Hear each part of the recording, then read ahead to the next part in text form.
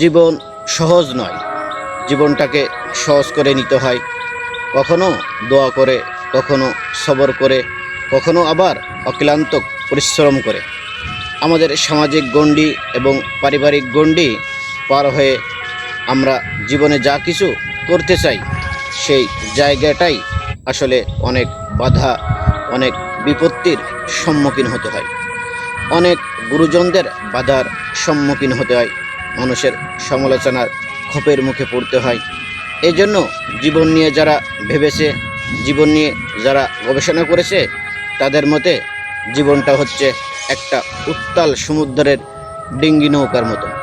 আমাদের জীবনটা একটা ছোট্ট ক্ষুদ্র ডিঙ্গি নৌকা, কিন্তু আমরা পার হই জীবনের এত উত্তাল সমুদ্র, যেখানে কখনো কখনো ঝড় হয়, বৃষ্টি হয়, কখনো কখনো রোদের প্রখরতা আসে, কিন্তু সমস্ত বাধা অপেক্ষা করে যে তীরে ফেরে তাকে বলা হয় সফল ব্যক্তি।